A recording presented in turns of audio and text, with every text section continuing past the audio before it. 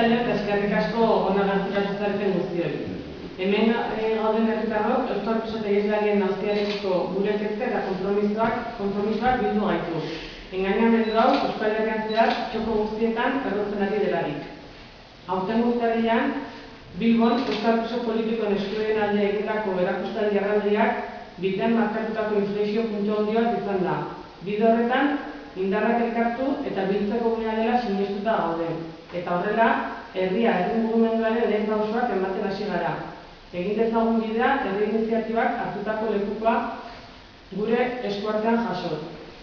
Herrira, herri bilgunea, askotariko iritzi eta pentsamolde desberdinetako herritarrok osatzen dugu. Gure helburua bakarra delarik. Euskal preso politikoek jasaten dituzten salbuespen neurriekin bukatzea. Horretarako, aldarrikapenok jendarteratu nahi ditugu. Dispertsioarekin bukatzea. Euskal preso politiko guztiak Euskal Herriko espetxeetara hurbilduz.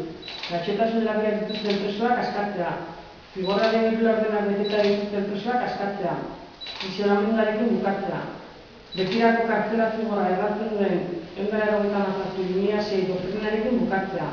Salbuespeneko politika honek ere gure bi herrikide muturreko egoeretan mantentzen ditu kartzelan. Hala nola, Jokin Gain Kiskur 1997/2006 doktrina ezarriarekin eta Ito Gogoza gaixotasun larri batekin. Biak baituta dituztelarik Espainiako kartzeletan.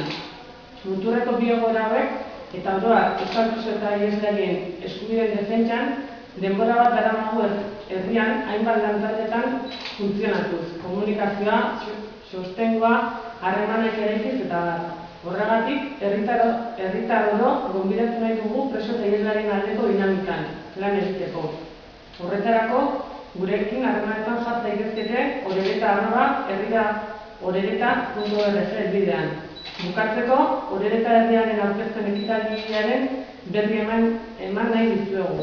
Aurkezpena maiatzaren 4ean ostirala izango da 7etan Mesen aretoan. Bertan elkar ikusiko dugulakoan, eskerrik asko.